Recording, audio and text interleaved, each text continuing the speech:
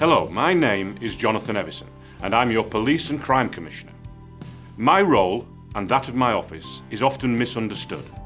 We provide a number of services to help people in the Humber region, and we commission services for victims of crime, as well as working with the police and other organisations to improve community safety. One important aspect of my role is to provide the Chief Constable with the policing budget to enable him to deliver an effective service, while holding him to account on your behalf for the performance of the force. As your Police and Crime Commissioner, I want to see the great improvements that Humberside Police have made in recent years continue.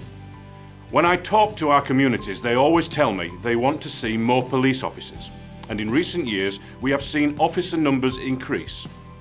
Over the coming year, the police will recruit about 100 officers. These are additional officers to serve your community, and does not include replacing those that have left. In March, 50 of these officers started their training, with the next 50 starting in June. These additional officers are very welcome, and I will work hard to ensure the number continues to grow. Humberside Police recently won an award for UK Police Service of the Year, recognising outstanding performance and transformation of the force over the recent years. This is really positive news, and both the Chief Constable and I want those improvements to keep going. For my part, I will continue to both support and challenge the force to become outstanding. I hope that these regular updates will provide you with more information on what I'm doing as your Police and Crime Commissioner, and the work that my office is involved in as we continue to work with our partners to make all our communities safer.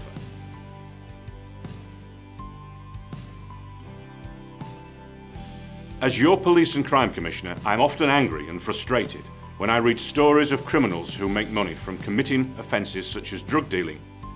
When the police catch them and the courts convict them, there are powers to recover money and assets under the Proceeds of Crime Act. And one of my priorities is to put that money back into our communities for good purposes. Over the last year, Humberside Police disrupted the activities of organised criminals throughout our region to the value of £6 million. Assets that were recovered from these operations are now being put to good use. Some examples include a range of initiatives to combat burglary, which has already been a success, with a number of offenders arrested and charged. Funds have also been used to provide anti-drink spiking kits in pubs and clubs to make the nighttime economy a safer place. Other schemes to prevent bike theft, improve awareness of mental health issues and organise school visits from police officers to help our children become good citizens have all been funded through recovered proceeds of crime. This is something that you have told me you want to see more of, and I will continue to support the police to turn the tables on anyone who seeks to profit from criminality.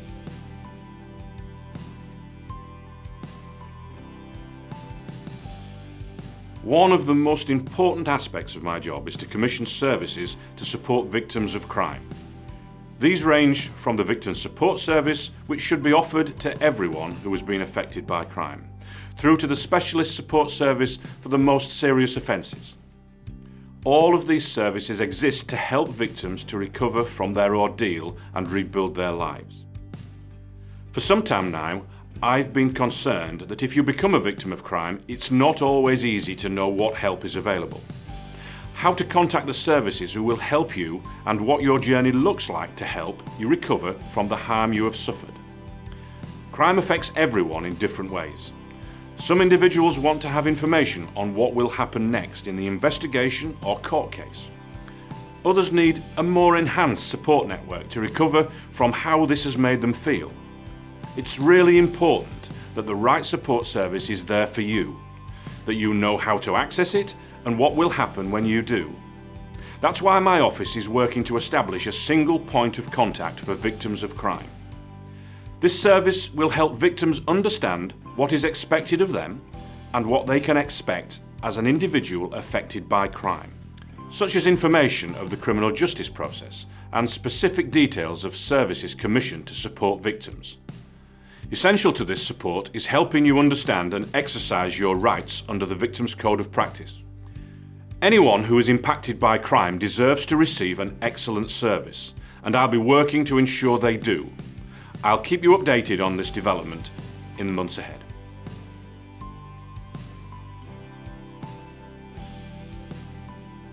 The Home Office recently announced that the Humberside policing area will join 19 other regions by establishing a violence prevention partnership to identify the causes of violent crime and lead the local response to reducing violence through targeted interventions and education.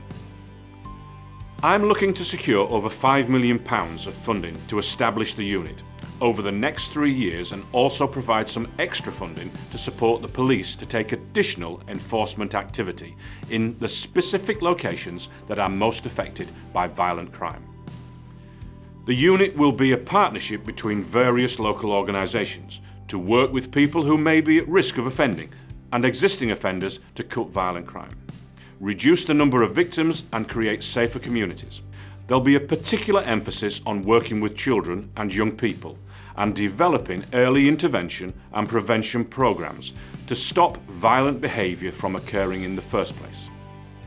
It's the start of a long-term project to tackle and prevent violent crime in our communities.